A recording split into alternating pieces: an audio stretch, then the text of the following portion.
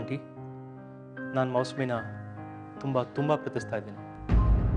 ಅವಳಿಗೆ ಸ್ವಲ್ಪ ಅಪ್ಸೆಟ್ ಆಗಿದೆ ಅಂತ ಗೊತ್ತಾಗಿದ್ದ ಕೂಡಲೇ ನಾನು US ಇಂದ ಹಾರು ಬಂದಿದ್ದೀನಿ ಅಂದರೆ ನೀವೇ ಅರ್ಥ ಮಾಡ್ಕೋಬೇಕು.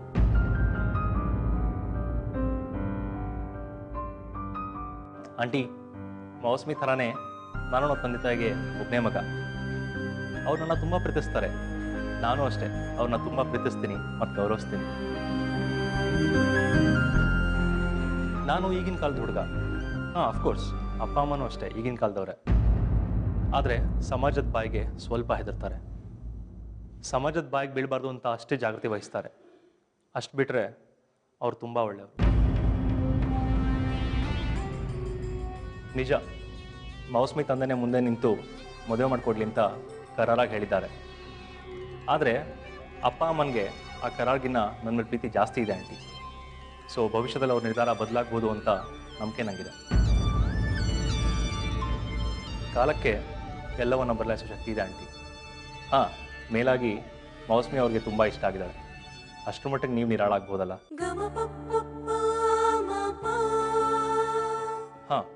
ಕೊನೆಯದಾಗಿ ಹೇಳಬೇಕು ಅಂದರೆ ನಾನು ನಿನ್ನೆ ಮತ್ತು ನಾಳೆಗಿಂತ ಇವತ್ತಿಗೆ ಜಾಸ್ತಿ ಬೆಲೆ ಕೊಡ್ತೀನಿ. ಯಾಕೆಂದರೆ ನಾವು ಬದುಕಬೇಕಾಗಿರೋದು ಇವತ್ತೇ. ಹಿಂದೆ ನಿಮ್ಮ ಲೈಫಲ್ಲಿ ಏನಾಗಿತ್ತು ಅನ್ನೋದು ನನಗೆ ಬೇಡದಿರೋ ವಿಷಯ ಆಂಟಿ. ನಾನು US ವಾಪಸ್ ಹೋಗ್ತಿದ್ದೀನಿ. ನಾನು ಮತ್ತೆ ಬರೋದು ಅಪ್ಪ ಅಮ್ಮ ಏನು ನಿರ್ಧಾರ ತೊಗೋತಾರೋ ಅದ್ರ ಮೇಲೆ ಡಿಪೆಂಡ್ ಆಗುತ್ತೆ. ಅಪ್ಪ ಅಮ್ಮ ಏನೇ ತೀರ್ಮಾನ ತೊಗೊಂಡ್ರು ಮೌಸ್ಮಿ ನನ್ನ ಹೆಂಡತಿರೋ ನಿರ್ಧಾರನ ಯಾರೂ ಬದಲಾಯಿಸೋಕ್ಕಾಗಲ್ಲ. ಸೊ ನೀವು ಧೈರ್ಯವಾಗಿರ್ಬೋದಲ್ವ aunty? Thank you so much Suraj.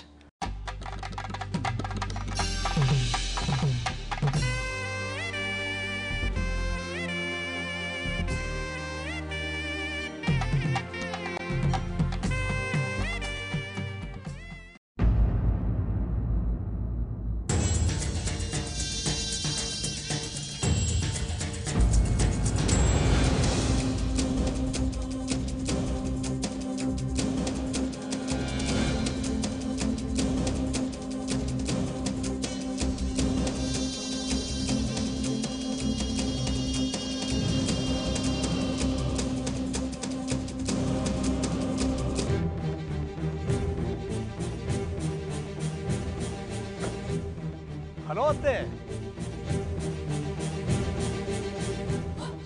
ಅಷ್ಟೆಲ್ಲ ನಡೆದ್ರು ನಿನಗೆ ಬುದ್ಧಿ ಬಂದಿಲ್ವಾ? ಕಾರ್ ತಗೊಂಬಂದು ಅಡ್ಡ ನಿಲ್ಲಿಸ್ತೀಯಾ? ಹುಟ್ಕೋಣ ಹೋಗ್ಬೇಕು ಅಂದ್ರೆ ಸುಡ್ಬೇಕಂತ. ದಾರಿ ಬಿಡು. ಡ್ರಾಪ್ ಮಾಡ್ಲಾ? ಯಾಕತ್ತೆ ಎಲ್ಲಾಗಿದ್ದೀರಾ? ದೇವಿರಮ್ಮ ಮನೆಗೆ ಹುಡ್ಕೊಂಬಂದು ಚೆನ್ನಾಗಿ ಮಂಗಳಾರತಿ ಮಾಡಿರೋ ಹಾಗಿದೆ. ಗೊತ್ತಿತ್ತು ದೇವಿರಮ್ಮ ನಿನ್ನ ಹತ್ರ ಬಂದು ನಮ್ಮ ಮಗಳನ್ನ ನಿನ್ನ ವಿಷಯ ಕೇಳ್ಕೋಬೇಡ ಅಂತ ಗೋಗುರಿಯೋದಕ್ಕೆ ಬಂದೇ ಬರ್ತೇನೆ ಅಂತ ನನಗೆ ಚೆನ್ನಾಗಿ ಗೊತ್ತಿತ್ತು. ಹಾಗೆ ಬರಲಿ ಅಂತ ತಾನೆ ನಾನು ಅವಳಿಗೆ ಧಮಕಿ ಹಾಕಿ ಕಳಿಸಿ. ನಿನ್ನೆ ನಡೆದ ವಿಷಯಕ್ಕೆ ಬೇರೆ ಯಾರಾದ್ರೂ ಮಾನ ಮರ್ಯಾದೆ ಇರೋರಾಗಿದ್ದಿದ್ರೆ ನಮ್ಮ ಮನೆ ಕಡೆ ತಲೆನೂ ಹಾಕಿ ಮಲ್ಕೋತಿರ್ಲಿ. ನಾನು ನಿಮ್ಮ ಮನೆ ಕಡೆ ತಲೆ ಕೂಡ ಹಾಕಿ ಮಲ್ಕೋದಿಲ್ಲಪ್ಪ. ಆ ಶ್ರಾವಣಿ ನಿಮ್ಮ ಮನೆ ಕಡೆ ತಲೆ ಹಾಕೋದನ್ನ ಕಟ್ ಮಾಡಬೇಕಾಗಿತ್ತು. ಅದಕ್ಕೆ ದೇವಿರಮ್ಮನ ಚೂ ಬಿಟ್ಟೆ. ಓಹೋ, ಆ ಲೇಡಿ ಬಚ್ಚನ್ ಬೆನ್ಕಿದಾಳೆ ಅಂತ ತಾನೆ ತಾವಿಷ್ಟೆಲ್ಲ ಹಾರಾಡ್ತಾ ಇರೋದು. ಆ ಶ್ರಾವಣಿನ ಮತ್ತೆ ಏನಾದರೂ ನೀವು ಮನೆ ಒಳಗಡೆ ಬಿಟ್ಕೊಂಡ್ರಿ ಅಂದ್ರೆ ಅವ್ರ ಅಮ್ಮ ದೇವಿರಮ್ಮ ಬರ್ತಾಳೆ. ಸರಿ, ನಾಳೆಯಿಂದ ಶ್ರಾವಣಿ ನಮ್ಮ ಮನೆಗೆ ಬರೋದಿಲ್ಲ, ನಮ್ಮ ಪರವಾಗಿ ನಿಂತ್ಕೊಳ್ಳೋದಿಲ್ಲ. ನಾನು ನನ್ನ ಮಗಳು ಮಾತ್ರ ಇರ್ತೀವಿ ಮನೇಲಿ. ಏನು ಮಾಡ್ತೀಯ? ಏನ್ ಮಾಡ್ತೀಯ? ಪ್ರಾಣ ತೆಗಿತೀಯಾ? ನಿಮ್ಮ ಪ್ರಾಣ ತಗೊಂಡು ನಾನೇನು ಮಾಡಲಿ? ನಾನು ನಿಮ್ಮ ಮಾನ ತೆಗಿತೀನಿ. ಅಮ್ಮ ಮಗಳ ಇಬ್ರು ಮಾನನೋ ತೆಗಿತೀನಿ. ಆಮೇಲೆ ನೀವೇ ಪ್ರಾಣ ಕಳ್ಕೊತೀರ. ಅದು ನನಗೆ ಚೆನ್ನಾಗಿ ಗೊತ್ತಿದೆ. ಭಾರಿ ದೊಡ್ಡ ಗಂಡಸು ನೀನು. ಕೈಲಾಗದೆ ಇರೋ ಹೆಂಗಸ್ರ ಮುಂದೆ ತೊಡೆ ತಗ್ತಿದ್ಯಲ್ಲ, ನಿನ್ ಪೌರುಷನ ನೀನೇ ಮೆಚ್ಕೋಬೇಕು. ಕೈಲಾಗ್ದೋರ ನೀವು ಕೈಲಾಗದೆ ಇರೋ ಹೆಂಗಸ್ರ? ಕೈಲಾಗ್ದೇನೆ ನನ್ನ ಮಾವನ ಹತ್ರ ಬಂದು ನನ್ನನ್ನ ಅಂತೋನು ಇಂತೋನು ಅಂತ ಕಂಪ್ಲೇಂಟ್ ಮಾಡಿದ್ರ? ಕೈಲಾಗ್ದೇನೆ ಸಿಂಧೂರ ಮೌಸಮಿ ರೂಮಕ್ಕೆ ಕರೆಸಿ ನನ್ನ ಮುಖಕ್ಕೆ ಚೀಮಾರಿ ಹಾಕ್ಸಿದ್ರ? ನೀವು ಎಸ್ಪೆಷಲಿ ನೀವು ಮದುವೆಯಾಗಿ 3 ಮಕ್ಕಳಿರೋ ನಮ್ಮ ಮಾವನೇ ಬುಟ್ಟಿಗೆ ಹಾಕ್ಕೊಂಡು ಒಂದು ಮಗುನ ಎತ್ಕೊಂಡ್ರಾ? ಜಯದೇವ್, ಹಲೋ ಅತ್ತೆಯವ್ರೆ, ಕೂಗ್ಕೋಬೇಡಿ. ಕೇಳಿಸ್ಕೊಂಡು ಓಡ್ ಬರೋ ಜನಗಳಿಗೆ ನೀವು ಯಾಕೆ ಕೂಗ್ಕೊಂಡ್ರಿ ಅಂತ ನಾನು ಕಾರಣ ಹೇಳ್ಬೇಕಾಗುತ್ತೆ. ಆಮೇಲೆ ಹೋಗೋದು ನಿಮ್ಮ ನಾನೇ. ಈಗ ದಾರಿ ಬಿಟ್ರೆ ಸರಿ. ಬಿಡ್ತೀನಿ. ಆದರೆ ಅದಕ್ಕಿಂತ ಮುಂಚೆ ಒಂದು ಮಾತು ಹೇಳಿ. ನೀವು ಆ ಶ್ರಾವಣಿ ಮಾತು ಕೇಳಿಕೊಂಡು ಸಿಂಧುನ ಮನೆಗೆ ಕರೆಸಿ ನನಗೆ ಅವಮಾನ ಮಾಡಿಬಿಟ್ರಲ್ಲ, ತಕ್ಷಣಕ್ಕೆ ತಣ್ಣಗಾಗ್ಬೋದು.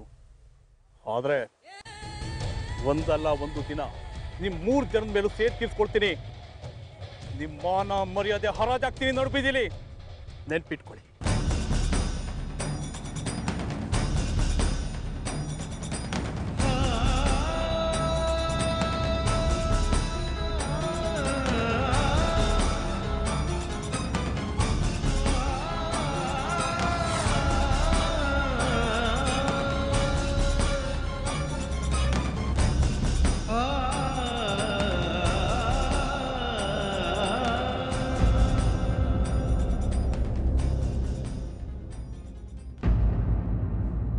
ಅಂತೂ ಒಂದು ಹಂತಕ್ಕೆ ಎಲ್ಲ ಸರಿ ಹೋಯ್ತಲ್ಲ ಸೂರಜ್. ನೀವಿನ್ನು ನೆಮ್ಮದಿಯಾಗಿ US-ನಲ್ಲಿ ನಿಮ್ಮ ಕೋರ್ಸ್ನ ಮುಂದುವರಿಸ್ಬೋದು. ಹಾಂ, ಎಲ್ಲ ಸರಿ ಹೋಗಿದೆ ಅಂತಲೇ ಅನ್ಕೋತೀನಿ. ಆದರೆ ಏನು ಆದರೆ? ಇವ್ರ ತಂದೆ ತಾಯಿ ಇನ್ನೂ ಅವ್ರ ನಿರ್ಧಾರ ಹೇಳಿಲ್ಲ. ಅವ್ರ ಉತ್ತರ ಪಾಸಿಟಿವ್ ಆಗಿರ್ಬೋದು, ಇಲ್ಲ ನೆಗೆಟಿವ್ ಆಗಿರ್ಬೋದು. ಅದೇನೇ ಆಗಿದ್ರೂ ಎದುರಿಸೋದಕ್ಕೆ ನಾನು ಸಿದ್ಧವಾಗಿದೆ. ಹಾಂ, ಮೌಸ್ಮಿ ಕೈ ಅಂತೂ ಖಂಡಿತ ಬಿಡಲ್ಲ. ಅದು ನಿರ್ಧಾರ ಅಂದರೆ, ನಾವೊಂದು ನಿರ್ಧಾರ ತಗೊಂಡ್ವಿ ಅಂದರೆ ಆಲದ ಮರ ಬೇರ್ ಬಿಟ್ಟು ಹಾಗಿರ್ಬೇಕು. ಯಾವುದೇ ಕಾರಣಕ್ಕೂ ಅಲ್ಲಾಡಬಾರ್ದು. ನನ್ನಲ್ಲಿ ಇಂಥ ಒಂದು ಬದಲಾವಣೆ ಬಲವಾಗೋದಕ್ಕೆ ನೀವೇ ಕಾರಣ ಶ್ರಾವಣಿ. ನಾನಾ? ಹೌದು ಶ್ರಾವಣಿ ಅವರೇ, ಮೌಸ್ಮಿ ಮತ್ತು ಅವ್ರ ತಾಯಿಗೆ ಒಂದು ಸೋಷಿಯಲ್ ಐಡೆಂಟಿಟಿ ಕೊಡಿಸ್ಬೇಕು ಅಂತ ನೀವು ಎಷ್ಟು ಹೋರಾಟ ಮಾಡ್ತಿದ್ದೀರಾ, ಆ ದಾರಿಯಲ್ಲಿ ನಿಮ್ಗೆ ಎಷ್ಟೇ ಕಷ್ಟ ಬಂದರೂ ಕೂಡ ನೀವು ಅದನ್ನು ಹಿಂದೆ ಸರಿಲಿಲ್ಲ. ನಿಮ್ಮ ಫ್ರೆಂಡ್ಗೋಸ್ಕರ ನೀವು ಅಷ್ಟು ಗಟ್ಟಾಗಿ ನಿಂತ್ಕೋತೀರಾ ಅಂದರೆ, ನನ್ನ ಜೀವನ ಸಂಗಾತಿಗೋಸ್ಕರ, ನನ್ನ ಲವರ್ಗೋಸ್ಕರ ನಾನು ಇನ್ನೆಷ್ಟು ಗಟ್ಟಾಗಿ ನಿಂತ್ಕೋಬೇಕು ಶ್ರಾವಣಿ ಅವರೇ. You are really great. ನೀವೇ ನನ್ನ ನಿರ್ಧಾರದ ಹಿಂದಿನ ಸ್ಫೂರ್ತಿ. ನಿಮ್ಮಿಂದ ನಾನು ತುಂಬ ವಿಷಯಗಳನ್ನ ಕಲಿತೆ ಶ್ರಾವಣಿ.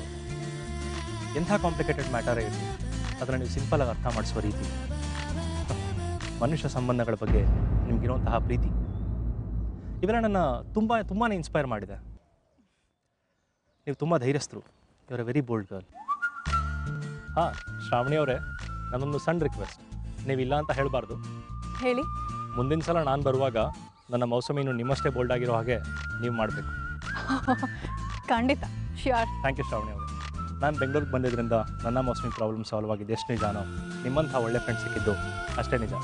ಹಾಂ, ಅಷ್ಟರ ಮಟ್ಟಿಗೆ ನನ್ನ ಪ್ರಯಾಣ ಲಾಭಕರವಾಗಿದೆ. ಹೇ ಮೌಸ್ಮಿ, ಟೈಮ್ ಆಯಿತು. ನೀನು ಹೋಗಿ ಫ್ರೆಶಪ್ ಆಗಿಬಿಡ್ತಾ, ನಾನು ಫ್ರೆಶಪ್ ಆಗಿಬಿಡ್ತೀನಿ. ಇಬ್ಬರು ಶಾಪಿಂಗ್ ಮುಗಿಸ್ಕೊಳ್ಳೋಣ. ಓಕೆ ಸರಿ ಶ್ರಾವಣಿ, ನೀನು ಯು ಕ್ಯಾರಿ ಆನ್. ಬಾಯ್ ಬಾಯ್ ಬಾಯ್ ಬಾಯ್ ಬಾಯ್.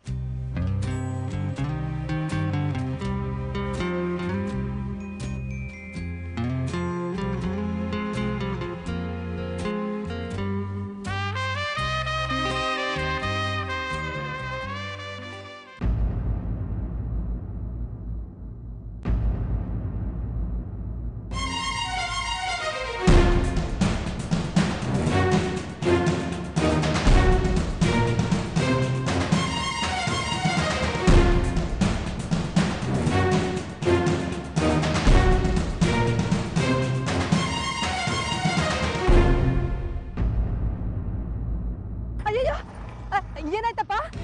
ಏನಾಯ್ತಪ್ಪ? ಹೇಳಪ್ಪ. ಅಯ್ಯೋ ನೋಡಿ, ಯಾರೋ ಬಿದ್ಬಿಟ್ಟಿದ್ದಾರೆ. ಸ್ವಲ್ಪ ಸಹಾಯ ಮಾಡಪ್ಪ, ಸ್ವಲ್ಪ ಸಹಾಯ ಮಾಡಿ ಬನ್ನಿ. ಹೇಳಪ್ಪ.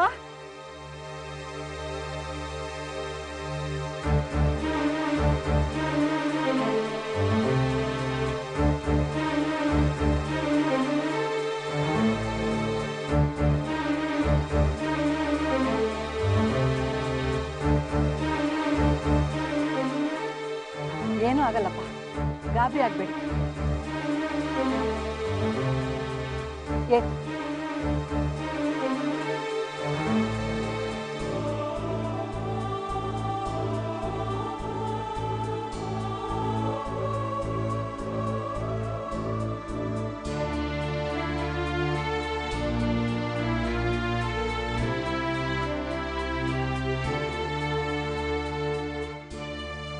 ನಿಧಾನಪ್ಪ, ಹೆದರ್ಕೋಬೇಡಿ, ಏನೂ ಆಗಲ್ಲ. ನಿಧಾನ ನಿಧಾನ ನಿಧಾನ ನಿಧಾನ. ಒಂದು ನಿಮಿಷ. ಇರ್ಲಿ ಬಿಡಿ ದೇವಿರಕ್ಕ. ನನ್ನ ಹೆಸರು ನಿಮಗೆ ಗೊತ್ತಕ್ಕ, ನೀವು ಗೊತ್ತು, ನಿಮ್ಮ ಮಗಳು ಶ್ರಾವಣಿನೂ ಗೊತ್ತು. ಅವರೇ ತಾನೇ ನಮ್ಮ ಜಯದೇವ್ ಸಾಹೇಬ್ರ ಬಾಮಿದನ್ನ ಮದುವೆ ಆಗ್ತಿರೋದು. ಹೆದರ್ಕೋಬೇಡಿ ಅಕ್ಕ, ನಾನು ಅವ್ರ ಕಡೆ ಮನುಷ್ಯ ಏನಲ್ಲ. ಅವರಿಂದ ನಾನು ನಿಮ್ಮಷ್ಟೇ ತೊಂದರೆಯನ್ನು ಅನುಭವಿಸ್ತಾ ಇದ್ದೀನಿ. ಅವ್ರು ದೊಡ್ಡದ್ದಲ್ಲಿದ್ರು ಅವ್ರು ತಪ್ಪು ಮಾಡಿದಾಗಲೆಲ್ಲ ನೀವು ಮಾಡ್ತಿರೋ ತಪ್ಪು ಅಂತ ನೇರವಾಗಿ ಹೇಳ್ತಿದ್ದೆ. ಅದಕ್ಕೆ ನನ್ನ ಕಂಡ್ರೆ ಅವರಿಗೆ ತುಂಬ ದ್ವೇಷ. ಈಗಲೇ ನೋಡಿ, ಹುಷಾರಿಲ್ಲ, ತುಂಬ ಬಿ ಪಿ ಇದೆ, ಒಂದೆರಡು ದಿನ ರಜೆ ಕೊಡಿ ಸರ್, ರೆಸ್ಟ್ ತೊಗೊಳ್ತೀನಿ ತಂದೆ. ಅದಕ್ಕೆ ಅವರು ಹಳೆ ದಿನ ಉದ್ದೇಶ ಮನಸ್ಸಲ್ಲಿ ಇಟ್ಕೊಂಡು ಇಲ್ಲಪ್ಪ ನೀವು ಡ್ಯೂಟಿ ಬರಲೇಬೇಕು ಅಂತ ಅಂದ್ಬಿಟ್ರು. ನಡ್ಕೊಂಡು ಬರ್ತಾ ಇದ್ದೆ, ತಲೆ ಸುತ್ತು ಬಿದ್ದುಬಿಟ್ಟೆ. ಆ ಮನುಷ್ಯನಿಗೆ ನಿಮ್ಮ ಮೇಲೆ ತುಂಬ ಸಿಟ್ಟಿದೆ. ಮುಖ್ಯವಾಗಿ ನಿಮ್ಮ ಮಗಳಿಂದ ಅವರಿಗೆ ತೊಂದರೆ ಆಗ್ತಿದೆ ಅಂತ ಅವ್ರ ಮೇಲೆ ಕಣ್ಣಿಟ್ಟಿದ್ದಾರೆ. ಇಲ್ಲಿ ತನಕ ಏನಾಯ್ತೋ ವಿಷಯ ಬಿಟ್ಬಿಡಿ.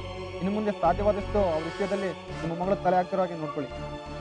ನಾನು ಅವಳಿಗೆ ತುಂಬ ಸಲ ಹೇಳಿದ್ದೀನಪ್ಪ, ಆದರೆ ಅವಳು ನನ್ನ ಮಾತೇ ಕೇಳೋಲ್ಲ ಅಂತಾಳೆ. ಅವಳದು ಪರೋಪಕಾರದ ಮನಸ್ಸು. ಯಾರಿಗಾದರೂ ಕಷ್ಟ ಅಂದರೆ ಸಾಕು, ಸಹಾಯಕ್ಕೆ ಹೊರಟ್ಬಿಡ್ತಾಳೆ. ಅದರಿಂದ ಅವಳಿಗೆ ಏನು ತೊಂದರೆ ಆಗುತ್ತೆ ಅಂತ ಯೋಚನೆ ಮಾಡೋದಿಲ್ಲ. ನೀವಾದರೂ ಯೋಚನೆ ಮಾಡ್ಬೇಕಲ್ವ? ನಮ್ಮ ದುಷ್ಟರನ್ನ ಕಂಡ್ರೆ ದೂರ ಇರು ಅಂತ ನೀವೆತ್ತಾನೆ ಹೇಳಬೇಕಾಗಿತ್ತು. ನಮ್ಮ ಸಾಹೇಬ್ರ ಜಯದೇವಿಂದ ಯಾವಾಗ ಯಾವ ಅಪಾಯ ಬೇಕಾದರೂ ಆಗಬಹುದು. ನಿಮ್ಮ ಮಗಳಿಂದ ಎಚ್ಚರಿಕೆಯಿಂದ ಇರೋದಕ್ಕೆ ಹೇಳಿ, ನೀವು ಹುಷಾರಾಗಿರಿ. ಆ ಮನುಷ್ಯನಿಗೆ ಮನುಷ್ಯತ್ವನೇ ಇಲ್ಲ. ಒಬ್ಬರ ಮೇಲೆ ಕಣ್ಣಿಟ್ರೆ ಆ ಕಣ್ಣು ಗುಡ್ಡಿಗಳನ್ನು ಕಿತ್ತು ಓಲಾಡುವಂತಹ ಕ್ರೂರಿ. ರಸ್ತೆಯಲ್ಲಿ ನೂರಾರು ಜನ ಓಡಾಡ್ತಾ ಇರ್ತಾರೆ. ನಾನು ತಲೆ ಸುತ್ತು ಬಿದ್ದಿದ್ರೂ ಬಂದು ನಾನು ಯಾರೂ ನೋಡ್ಲೂ ಇಲ್ಲ, ವಿಚಾರಿಸಲೂ ಇಲ್ಲ. ಮನುಷ್ಯನಲ್ಲಿ ಮನುಷ್ಯತ್ವ ಅನ್ನೋದು ಸತ್ತೋಗ್ತಾ ಇದೆ. ಅದರಲ್ಲೂ ನಮ್ಮ ಪೊಲೀಸ್ನವರು ಕಷ್ಟದಲ್ಲಿದ್ದಾರೆ ಅಂತಂದರೆ ಯಾರೂ ಸಹಿತ ಬಂದು ನೋಡೋದಿಲ್ಲ. ಎಲ್ಲ ನಮ್ಮ ಜಯದೇವರಂತರ ಮಹಿಮೆ. ಅಕ್ಕ, ನೀವಾದರೂ ಬಂದು ನಾನು ಆರೈಕೆ ಮಾಡಿದ್ರಿ. ನನಗೆ ಬಿದ್ದಿದ್ರೆ ಏನಾಗ್ತಿದ್ನೋ ನನಗೆ ಗೊತ್ತಿಲ್ಲ. ನಿಮ್ಮ ಉಪಕಾರನ ನಾನು ಯಾವತ್ತೂ ಮರೆಯಲ್ಲ. ಬರ್ತೀನಿ. ಹುಷಾರಪ್ಪ, ನಿಧಾನಕ್ಕೆ ಹೋಗು.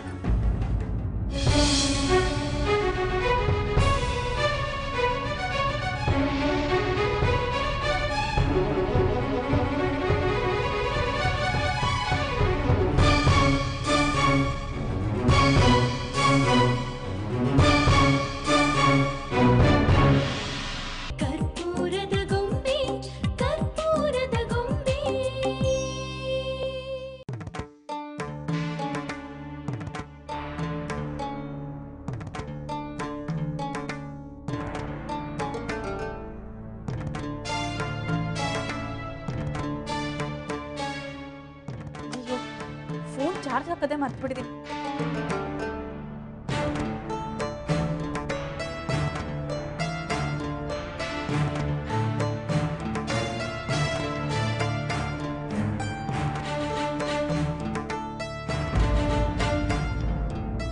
ಶ್ರಾವಣಿ, ಏನಮ್ಮ? ಬಟ್ಟೆ ಎಲ್ಲ ಒಗ್ದಾಕ್ಬಿಟ್ಟಿದೆಯಲ್ಲಮ್ಮ? ಫ್ರೀ ಇದ್ನಲ್ಲ, ಅದಕ್ಕೆ ಎಲ್ಲ ಬಟ್ಟೆನೂ ಒಗ್ದಾಕ್ಬಿಟ್ಟೆ. ನೀನು ಬರೋಷ್ಟ್ರೊಳಗೆ ಒಂದು ಕೆಲಸ ಮುಗಿದ್ಬಿಡುತ್ತೆ ಅಂತ ಬಟ್ಟೆಗಳೆಲ್ಲ ಒಗ್ದಾಕ್ಬಿಟ್ಟೆ. ಹೌದು, ಯಾಕೆ ಇಷ್ಟು ಲೇಟಾಗಿ ಬಂದೆ? ಬಸ್ ಸಿಗ್ಲಿಲ್ವಾ? ಹಾಗೇನಿಲ್ಲ, ಬಸ್ಗಳು ತುಂಬ ಇದ್ವು. ಹೀಗೆ ಏನೇನೋ ಯೋಚನೆಗಳು. ಏನು ಯೋಚನೆಮ್ಮ? ನನಗೆ ನಿನ್ನ ಬಿಟ್ಟರೆ ಇನ್ನೇನಮ್ಮ ಯೋಚನೆ? ಈಗ ನನ್ನ ಬಗ್ಗೆ ಯೋಚನೆ ಮಾಡುವಂಥದ್ದು ಏನಾಗಿದೆ? ಈಗಲೇ ಅಮ್ಮ ನಿನ್ನ ಬಗ್ಗೆ ಜಾಸ್ತಿ ಯೋಚನೆ ಮಾಡಬೇಕಾಗಿರೋದು. ಅಮ್ಮ, ಹೌದು ಶ್ರಾವಣಿ, ಆ ಇನ್ಸ್ಪೆಕ್ಟರ್ ಜಯದೇವ ಸಿಕ್ಕಿ ಮೊನ್ನೆ ರಾತ್ರಿ ನೀನು ಆ ಮೌಸಮಿನ ಅವನಿಂದ ಪಾರ್ ಮಾಡೋದಕ್ಕೆ ಏನೇನೆಲ್ಲ ಘನ ಕಾರ್ಯ ಮಾಡಿದೆ ಅಂತ ಹೇಳ್ದ. ಅದರಿಂದಾಗಿ ಅವನ ಹೆಂಡತಿ ಅವನ ಮನೆ ಕರ್ಕೊಂಡೋಗಿ ಚೆನ್ನಾಗಿ ಮಂಗಳಾರತಿ ಮಾಡಿದ್ಲಂತೆ. ಈ ವಿಷಯ ಡೈವರ್ಸ್ ತನಕ ಹೋಗಿದೆ ಅಂತೆ. ಒಳ್ಳೇದೇ ಆಯ್ತು ಬಿಡಮ್ಮ. ಏನು ಒಳ್ಳೇದಾಯ್ತು? ಯಾರಿಗೆ ಒಳ್ಳೇದಾಯ್ತು? ಆ ಅಹಲ್ಯಂಗೆ ಮೌಸಮಿಗೆ ಒಳ್ಳೇದಾಯ್ತು. ನನಗೆ ನಿನಗೆ ಒಳ್ಳೇದಾಗ್ತಾ ಇಲ್ವಲ್ಲ? ಒಳ್ಳೇದಾಗದೆ ಇದ್ರೆ ಹಾಳಾಗೋಗ್ಲಿ. ಯಾವಾಗ ಏನು ಕೇಡ್ ಬಂದು ಒಕ್ಕರ್ಸ್ಕೊಳ್ಳುತ್ತಂತ ಭಯ ಆಗ್ತಾ ಇದೆ. ಹಾಂ, ಏನು? ಆ ಜಯದೇವ ನಮ್ಮನ್ನ ಅಡ್ಡಡ್ಡ ಸಿಗ್ದಾಕ್ಬಿಡ್ತೀನಿ, ಅಡ್ರೆಸ್ ಇಲ್ದಂಗೆ ಮಾಡ್ಬಿಡ್ತೀನಿ ಅಂತ ಬೆದರಿಕೆ ಹಾಕದ್ನ? ಅವ್ನು ಗೊಡ್ಡ ಬೆದರಿಕೆಗೆಲ್ಲ ಸೊಪ್ಪು ಹಾಕೋದು ಬೇಕಾಗಿಲ್ಲ ನಾವು. ಅವನದು ಬರೀ ಗೊಡ್ಡ ಬೆದರಿಕೆ ಅಲ್ಲ ಶ್ರಾವಣಿ, ಅವ್ನು ತುಂಬ ಕ್ರೂರಿ ಅಂತೆ. ಅವ್ನ ವಿರೋಧ ಕಟ್ಕೊಂಡ್ರೆ ಏನು ಮಾಡೋದಕ್ಕೂ ಹೇಸದಿಲ್ವಂತೆ. ಹಾಗಂತ ಒಬ್ಬ ಪೊಲೀಸ್ ಹೇಳ್ದ. ಪೊಲೀಸಾ? ನಾನು ಅಂಗಡಿಗೆ ಹೋಗ್ತಿದ್ನಲ್ಲ, ಆಗ ಒಬ್ಬ ಪೊಲೀಸು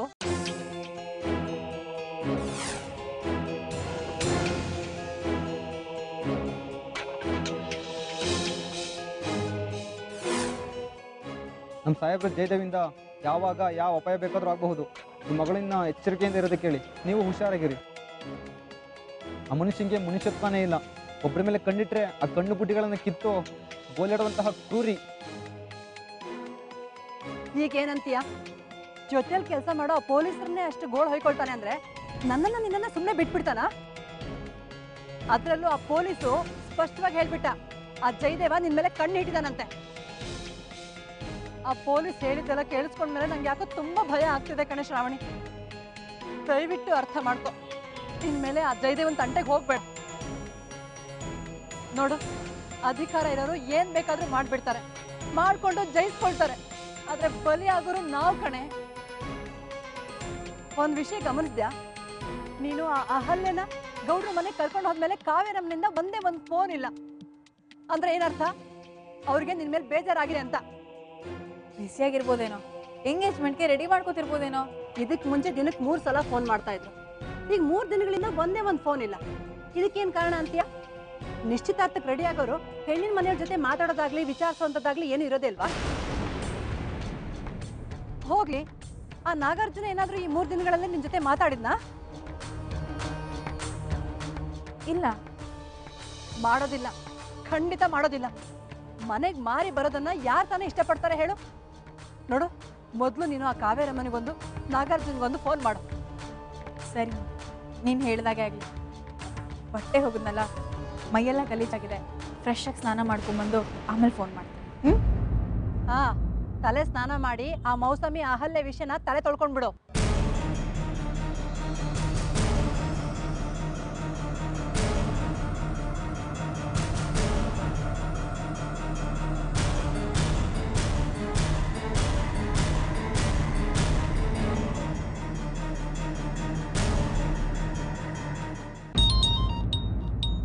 ಅಶ್ರಾ,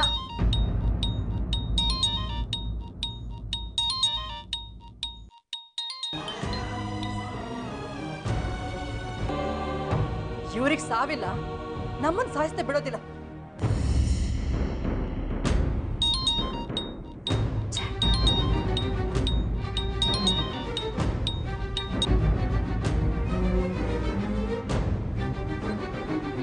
ಒಳ್ಳೆ ಶನಿ ತರ ಬೆನ್ನು ಹತ್ತಿದಾಳೆ. ಕರ್ಪೂರದ ಗೊಂಬೆ, ಕರ್ಪೂರದ ಗೊಂಬೆ.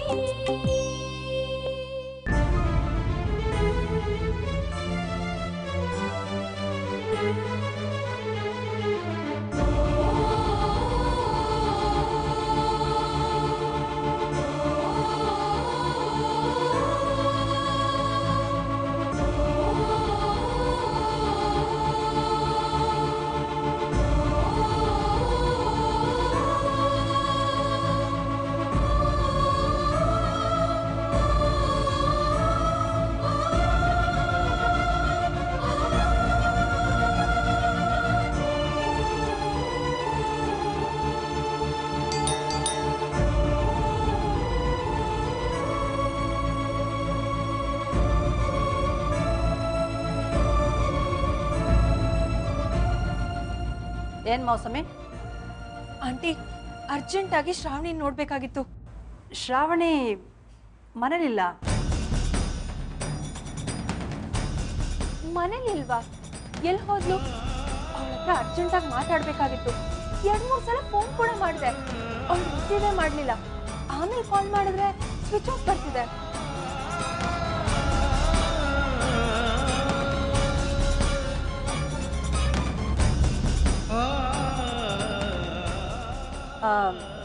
ಏನೋ ಕೆಲಸ ಇದೆ, ಬರೋದು ಲೇಟ್ ಆಗತ್ತೆ ಅಂತ ಹೇಳೋದ್ಲು. ಅವಳು ಬಂದ ತಕ್ಷಣ ನಿಂಗೆ ಫೋನ್ ಮಾಡೋದಕ್ಕೆ ಹೇಳ್ತೀನಿ, ನೀನು ಹೊರಡಮ್ಮ.